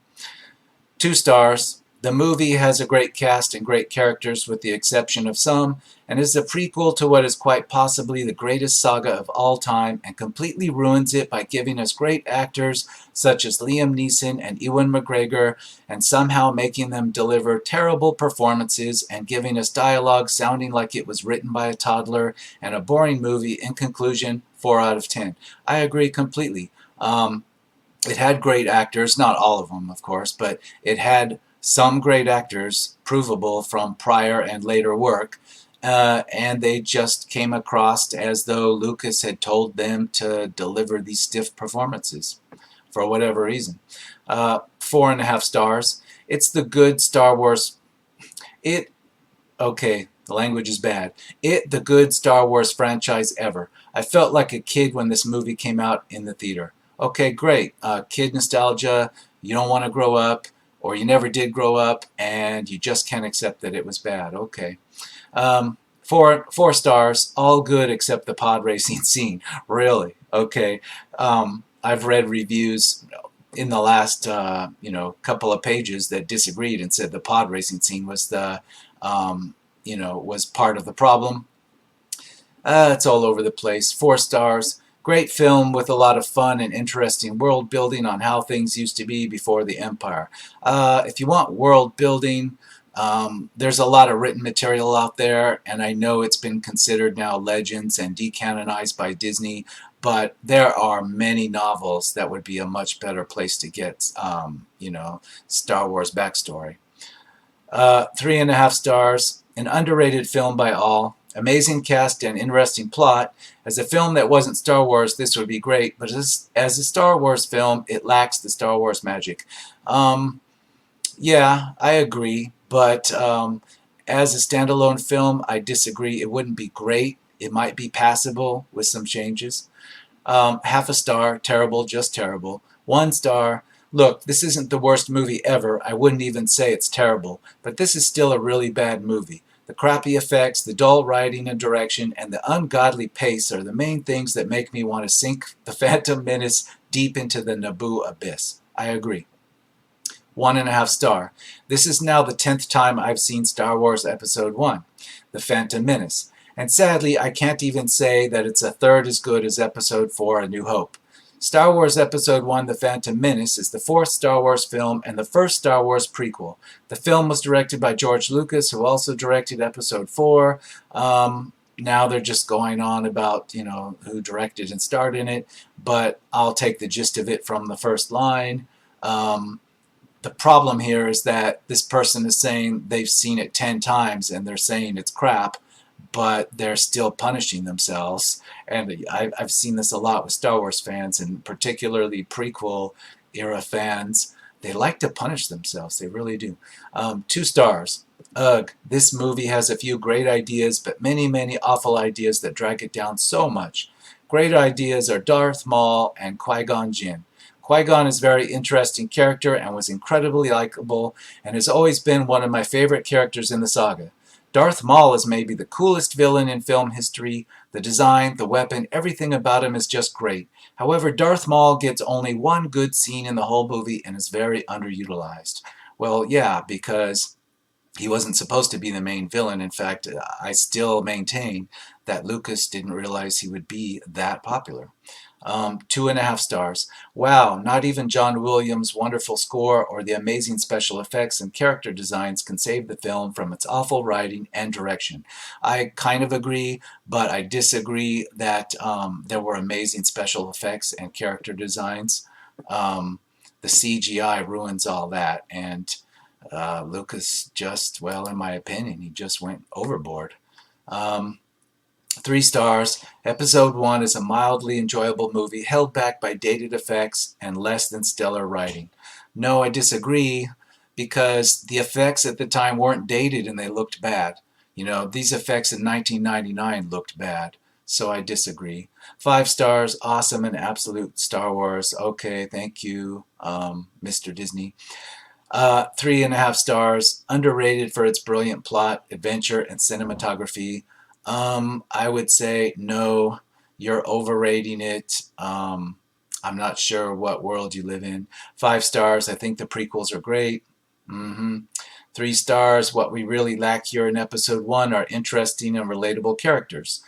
Here we have no Han, no Leia, no Luke. We do have Darth Maul, arguably this trilogy's version of Darth Vader. I'm going to just stop and disagree right here. There are interesting and relatable characters. They're just executed badly, and their dialogue is executed badly. There's nothing conceptually wrong with the plot. There's nothing conceptually wrong with the characters that Lucas chose to film, but the dialogue's atrocious and the acting direction is atrocious. 2 stars. In hindsight, it is pretty fun to watch as a kid. As an adult, it is okayish. I'd say if you watched it as a kid, maybe if you were 6 and it was just about the effects. As an adult, okayish. Man, I mean, anything on Netflix, even something that's not up your alley, would be better. 0.5 star. Huge disappointment with a laughably bad plot, dialogue, characters, right? Huge disappointment is right. 2.5 stars. Even better than episode 2. This is all you would expect from the origins of the Galactic War. Entertaining, but hard to ignore the terrible humor.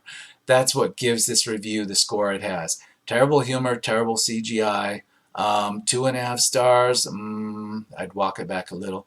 3 stars. Duel of the Fates. Do I have to say more? Sure you do. You have to explain how just the score for one scene of the movie makes the movie 3 stars. I mean, come on now. 5 stars. Don't understand the hate. I can watch this over and over. Well, if that's true and you're being sincere, 1.5 stars. You're living on another planet. The great failure of this movie is its obsession with gimmicks, quirks, and spectacle, while failing to tell an engaging story or deliver interesting characters. The only good things about this movie are Natalie Portman's acting and the creative inventiveness of the vehicles, costuming, and locations. However, it also fails to deliver a lasting visual palette, a trademark of the original trilogy.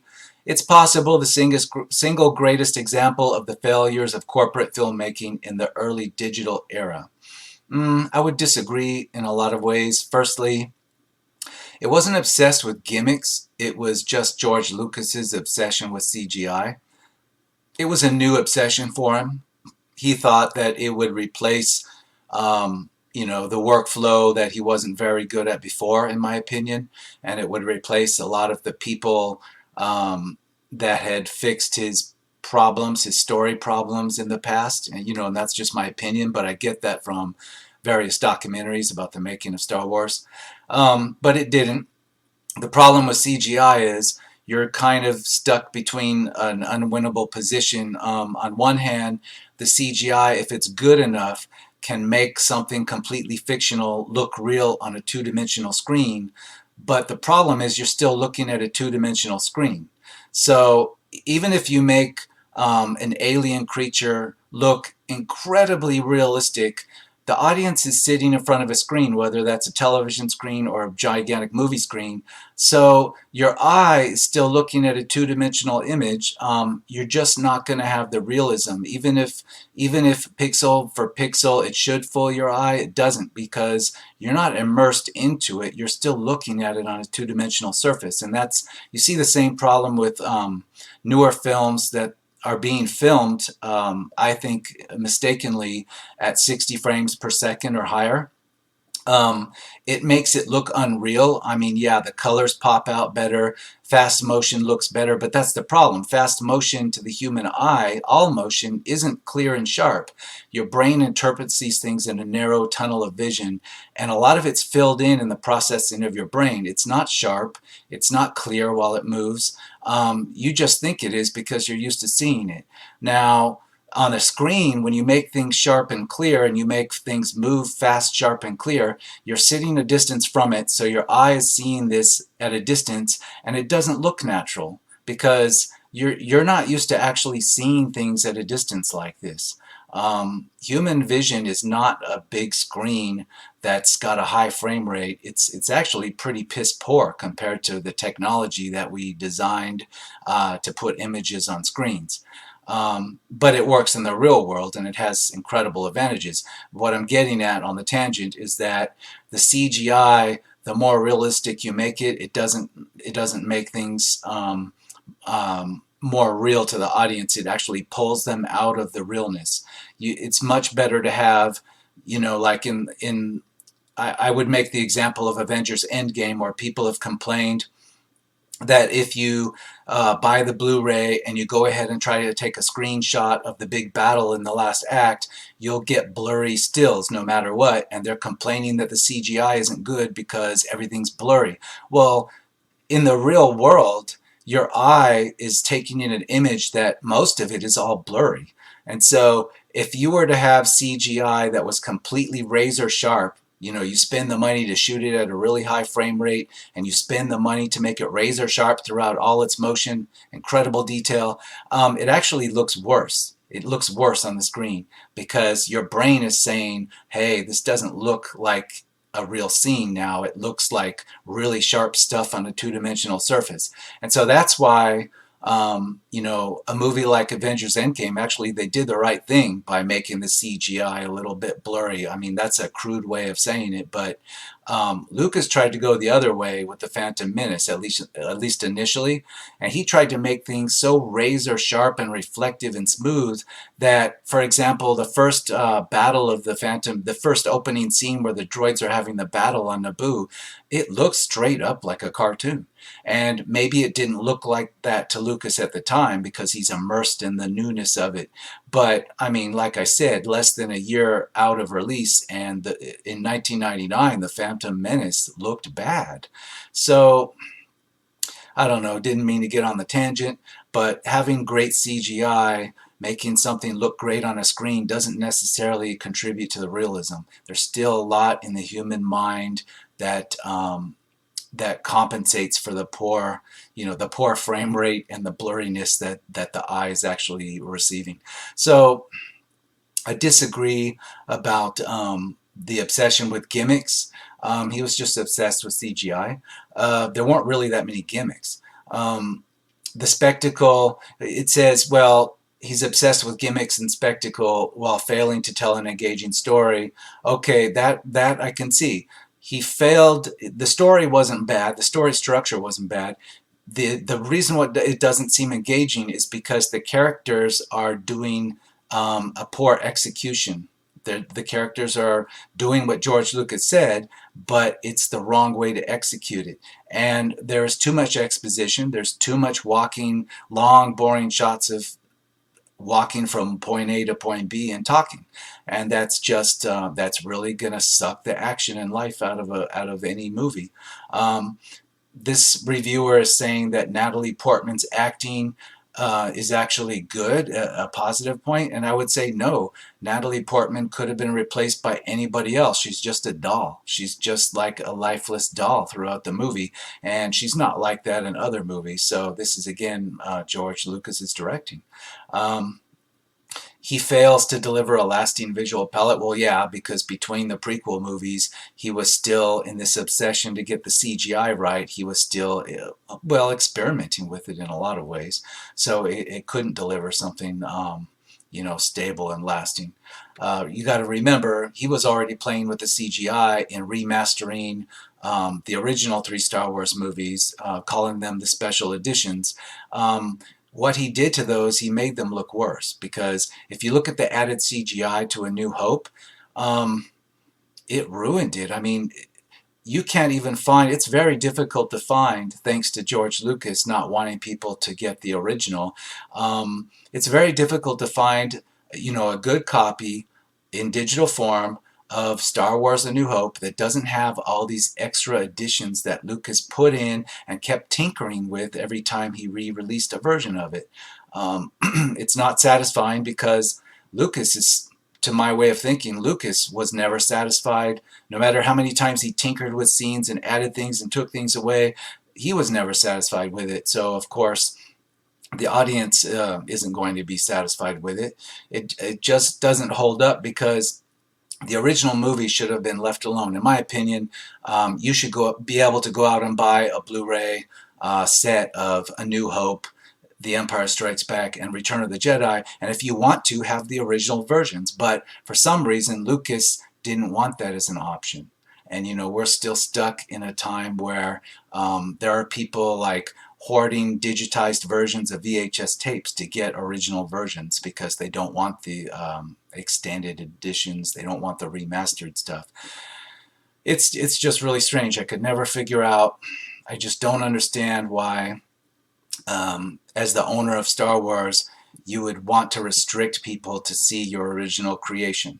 It really goes into a weird mindset with Lucas, and it can only be Lucas.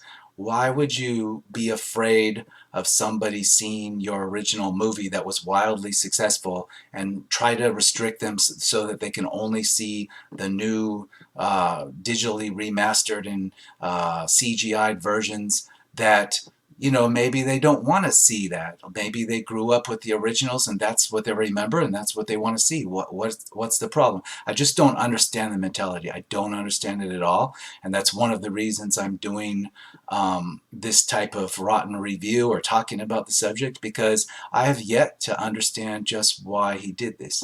So let's move on. That was a really incredible tangent to go off on, and I didn't, plan that. So let's move on and suck up some more time. 4.5 stars. I've seen better, but this is a masterpiece. Yeah, okay. I'm not going to bother arguing with that one. 1 star. This movie is the definition of a massive disappointment. It's hard to believe that we went from fantastic movies like Star Wars and The Empire Strikes Back to a terrible movie like this. What happened? Almost nothing works about this movie. Grade D. I agree completely.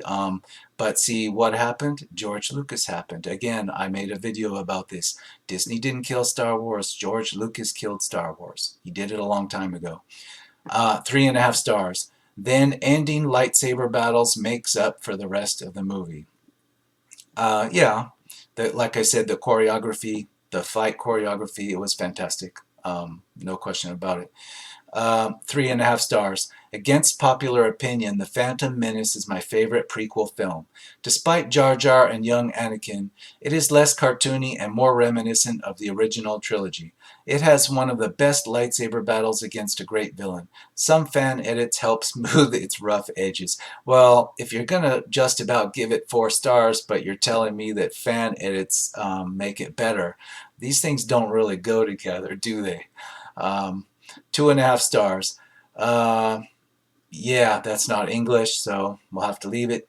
5 stars. This movie is amazing. 2 stars. Rewatched it a couple of nights ago, and it's still as dull and boring as it was the first time I watched it. Liked last 20 minutes or so, though. Well, At least he gave it, or she gave it, an honest shot. That's more than I'm willing to do. I'm not willing to even attempt to go through this again one time. One time 20 years ago was more than enough. Um, 5 stars. I was 14 when I first saw this movie in the cinema. I loved it then, and I still do now. Okay, that strikes me as a shield post, but maybe not. 3.5 stars. Spanish, I'm guessing. I am not competent enough for that. 2 stars. This was the worst Star Wars movie until Episode 7 and 8 came out. Child Anakin Skywalker is very annoying. I actually found Jar Jar Binks endearing rather than annoying, unlike most people. Okay, well, at least you're honest. Honest review there. 2 stars, great music. This is the only major thing this turd gets right. Okay, I agree. 4.5 stars. If you just take out Jar Jar Binks, then the film is gold. This film's only problem is Jar Jar. Okay. While the kids will find him funny, I did when I was a kid and still do, he is a bit extra. Take him out and you've got a story about a wise Jedi maverick who frees a child slave so he can live out his dream of being a Jedi, as well as Qui-Gon's belief that he is the chosen one. Then just sprinkle in a bit of beef with the Jedi Council and the Return of the Sith, and you've got yourself gold. Actually, no, you'd have to do more than remove Jar Jar. You'd have to remove Jar Jar. You'd have to remove all the ridiculous CGI, and you'd have to completely rewrite the dialogue. Number one, rewrite all the dialogue. Bring in somebody else. Bring in a fan. I mean, hell, a fan could have done better than Lucas. Don't change the story arc. Don't change the gist of it. Just change the actual wording in the dialogue. Just spice it up. Get the dullness out of it. Dump the exposition. 5 stars. I really enjoyed it. 2 stars. Idea is good, but done very poor. I like that. Poor execution. 4 stars. With the exception of Jar Jar Binks, the movie was very entertaining. Okay. 3 stars. The Phantom Menace did at least have some entertainment value. It still had a script that was quite scatterbrained and an alternate atmosphere that divided not just the look and feel of Star Wars, but also the fans. Yeah, scatterbrain's a way to say it. It was George Lucas and the experimentation with CGI. I don't know how many actual people were involved in the CGI, but everybody answered to Lucas, and he just wasn't ever satisfied, apparently. Moving on to the next page. A bit campy, but my God, it's a Star Wars movie, and looking back, we were too hard on it. It's a fun romp and highlights the transformation Anakin went through to become Darth Vader. That's 4 stars. A bit campy. No, the campy isn't the problem. Let's move on. 4.5 stars. Love this movie. Yes, yes, including the midi-chlorians. Right, okay. 3 stars. Is this movie the best Star Wars movie? No. Is it bad? This was the first Star Wars movie I ever saw and was the movie that made me a fan in the first place. Now looking back, I can see the problem, some people, but overall the good overshadows the bad. While the CG looks dated, the worlds and aliens are very imaginative and interesting, and the world building is pretty solid. Overall, while this movie is not my favorite Star Wars movie, it still holds a special place in my heart. Okay, because you were a kid, I get it.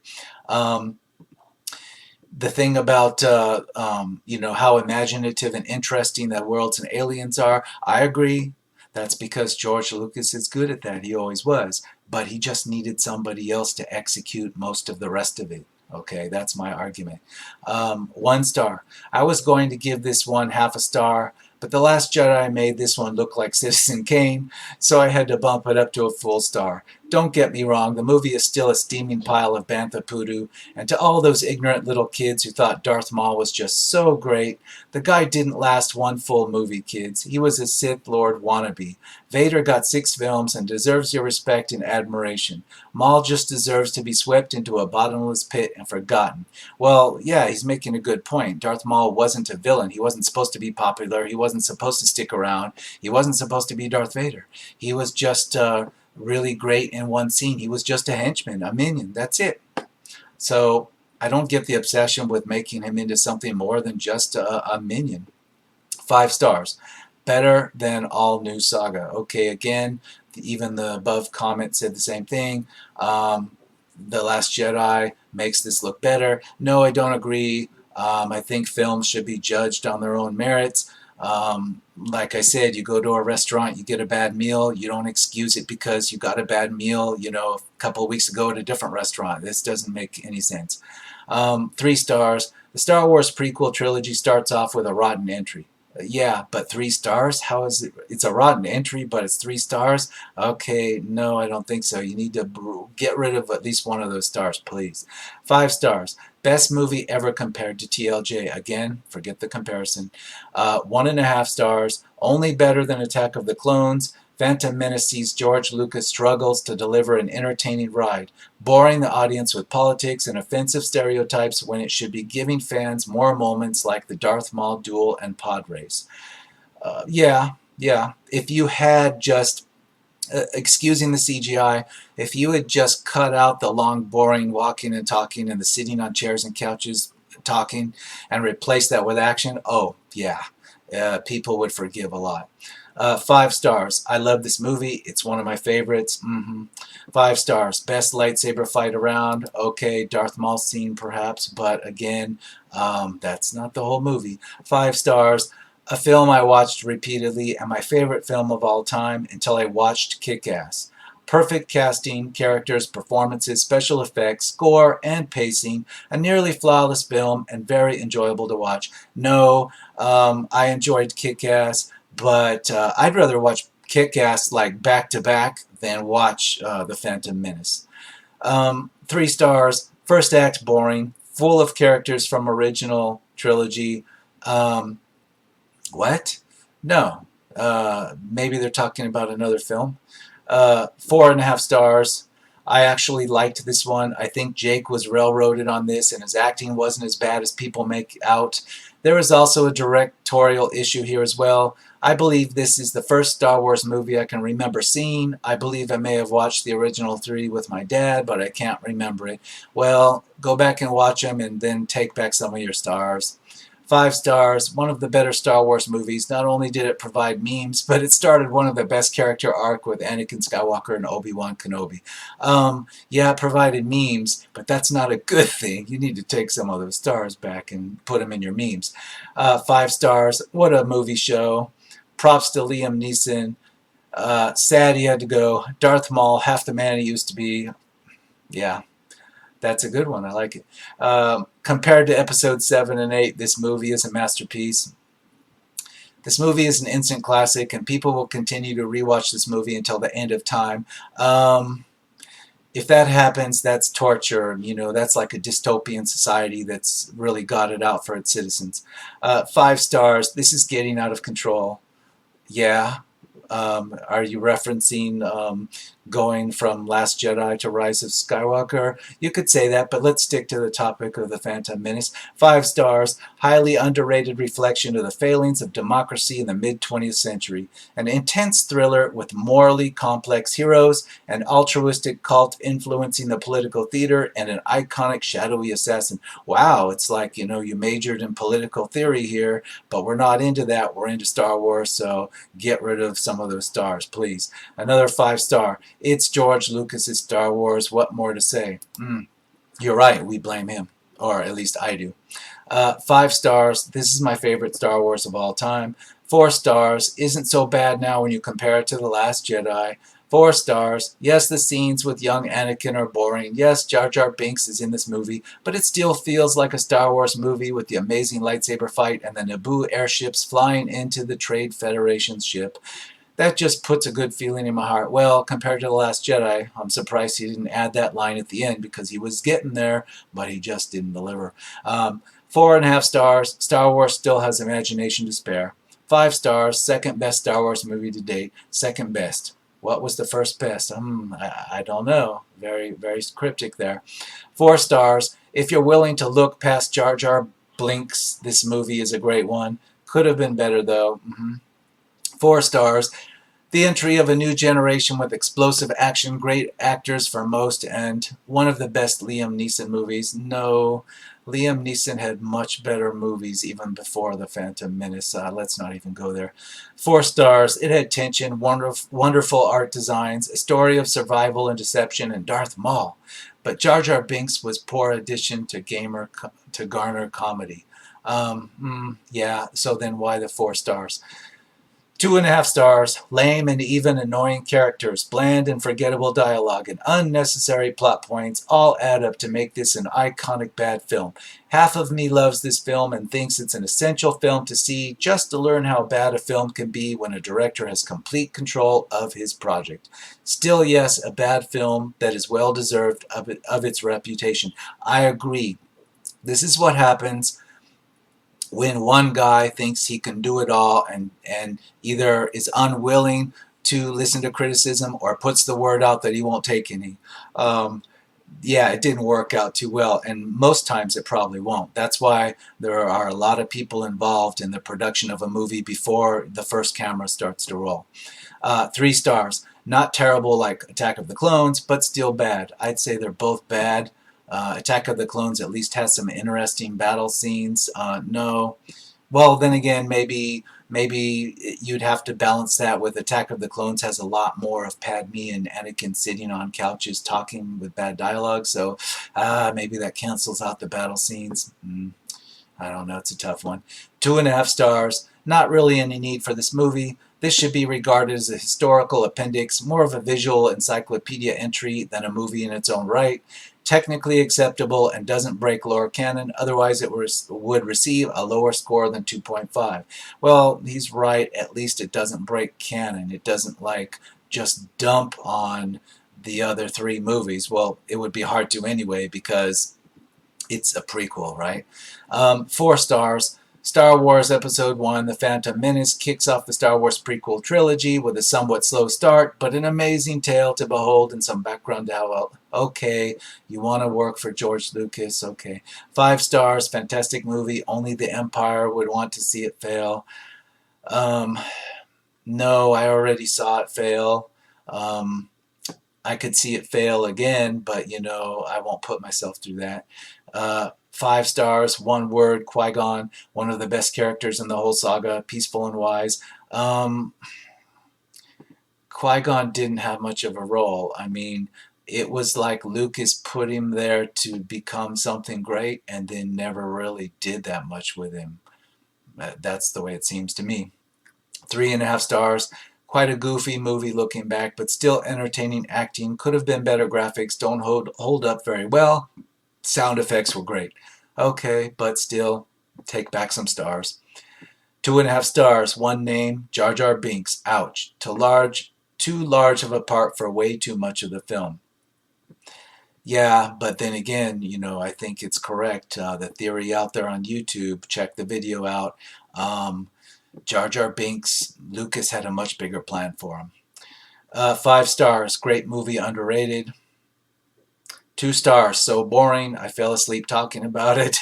Yeah, I would have fallen asleep in a movie theater, but it was the afternoon. If it had been a late showing, yeah, maybe I would have fallen asleep. My 29-year-old self. 3 stars. No, I'm not saying this is the worst Star Wars movie, but it is better than The Last Jedi. Sorry, Ryan, but it's true, and the fans know it. I'd rather listen to Jar Jar talk than listen to the jokes we had to put up with in TLJ. Anyway, the movie was good, but not good enough to restart the Star Wars franchise. Yeah, but 3 stars? No, forget The Last Jedi, stop making the comparison, and erase 2 of those stars. You'll feel much better, I swear. 4 stars. I liked this one. I know everyone hates it, but whatever, I grew up watching this. Don't come on. Just because you grew up and you were a little kid. There were movies I saw as a little kid, and I could admit that they're total crap. I was forced to watch a lot of stuff that my parents liked that was crap. And I was a little kid, but it didn't make me nostalgic. I don't want to go back and watch it. 3.5 stars. I kind of like it. It is cheesy, but it has very cool fight moments. It may disappoint at certain points, but the galaxy has ever seen bigger before. Cheesy, yeah. Cool fight and moments. No, maybe you just have a hazy recollection. Go back and watch it and then reduce 2 of your stars, please. 3 stars. Fun movie with some pacing issues. Jar Jar is far less annoying than I remembered him to be, and all the other characters making fun of him is actually funny. Well, probably because nowadays, maybe you were a kid and you were underage, drinking wise, and now you can drink and watch it. So, yeah, or maybe you can smoke now and watch it. Okay, because in a lot of states you can smoke it up now, and then you can put on the Phantom Menace, and maybe, hey, maybe it's a lot better now. Could be 4 stars, right? 3.5 stars. If it were not for the Duel of the Fates playing while the most iconic lightsaber duel took place, this movie would be significantly worse. This film laid groundwork for the subsequent prequels, exploring the Republic in familiar locations. This movie misses the mark at points, but makes up for it in creating one of the greatest Star Wars moments. Yeah, okay, again, the fight with Darth Maul, that's not the whole movie. Erase some of your stars. Come on, wake up. 3 stars. Spanish, but I have a bad feeling he's going to talk about how great it is. 3 stars? No, it's not. 3.5 stars. Really love this movie, and yeah, it could have been done without certain things like Jar Jar, but ever since he was introduced, it's like a meme. I wouldn't want to live without it. Okay, if it's just for memes, then great, but we're judging it on the actual released movie, not the memes created from it. 5 stars, a great movie. Darth Maul is one of the best characters to come around in a long time.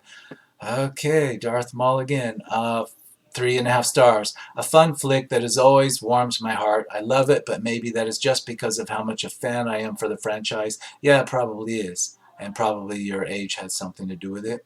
3.5 stars. Would watch this over The Last Jedi any day. Masterpiece compared to Ryan's garbage story. I don't know. If I drank a 6 pack of some strong IPA, it'd be a hard toss between Last Jedi and watching Jar Jar again. Maybe Jar Jar, just the comedy, would really hit now after all that beer. It might be an experiment to try. 4 stars. I don't understand why this movie has such bad reviews. I like episode 1 just because of the fact that it's different. George Lucas offers a whole new view of the Star Wars universe with a new hero, new story, and dazzling visual effects. Okay, I'm just going to stop there. Dazzling visual effects, no bad CGI, and it didn't dazzle anything. I mean, unless you're on hallucinogens. 1.5 stars. This was actually the last Star Wars movie I paid to see on the big screen, which makes me a Star Wars hipster who gave up on Star Wars before it was cool to do so. Hey, I kind of agree with that. This was the last movie I paid money in the theater for, too. The writing was bad. I actually had a moment of huge personal inspiration 10 minutes into the movie when I realized if dialogue like this could be made into a movie, I still had a chance to have my own personal writing career. The pod race was fun. The end was let's attack the giant space station thing. Yeah, I took that too. I mean, if you could get people, you could get butts in seats to listen to some of the corny writing in this movie, then yeah, almost anybody can become a writer. Anybody of any age, even a little kid, can pull it off, and they have. 4 stars. Gets better on subsequent viewings. No, I'm stopping right there. It doesn't, unless you're drunker on each viewing. 3 stars. Jar Jar Binks is basically Donkey from Shrek, but less annoying. Also, boring plot, boring visual effects, and not good scenes. No wonder it was nominated for the Oscars. Okay, comedy posting. I don't know. I'm not giving it 3 stars for the comedy, though. 2.5 stars. Not the worst in the franchise as that is The Last Jedi. Again, a comparison, and don't give it stars because of The Last Jedi.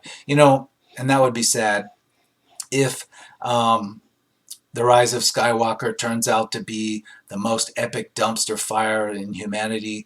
Are all these people going to go back on and change their reviews for Phantom Menace to 5 stars, or try to do a new 5-star review on the Phantom Menace? It just doesn't make a lot of sense.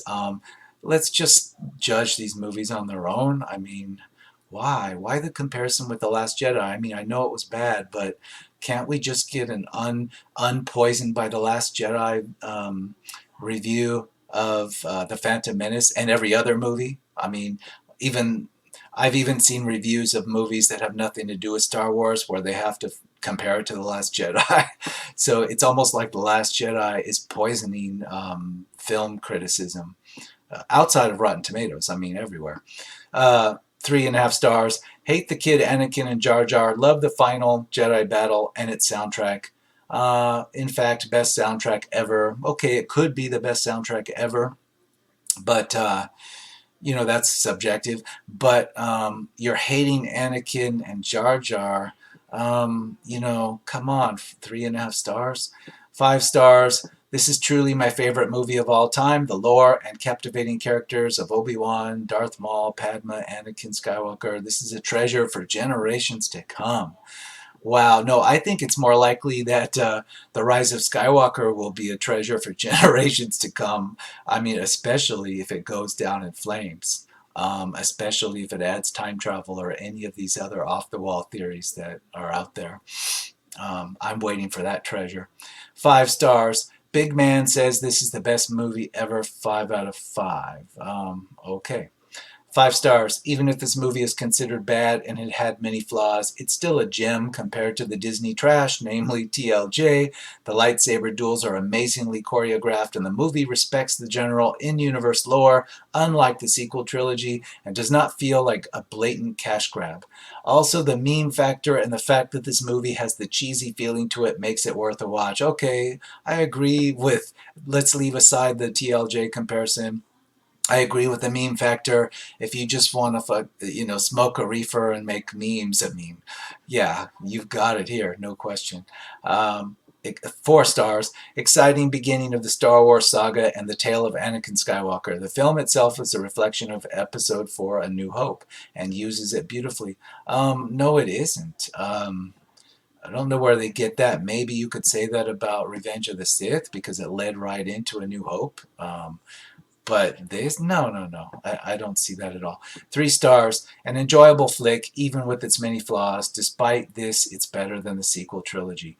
Maybe I should just wrap it up there because we get the gist of it. We're not going to get a lot of recent reviews, rotten or otherwise, that aren't tainted by The Last Jedi. And I think I'd see the same thing with reviewing Attack of the Clones or Return of the Sith.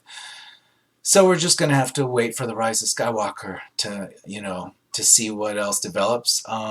So I'm going to call this one, and I had fun. There were some parts that I wasn't having fun, but I'm going to try to put it together so it's mostly me having fun, and even if I don't look like it. So I will see everybody out there on the next Rotten Review. Over and out.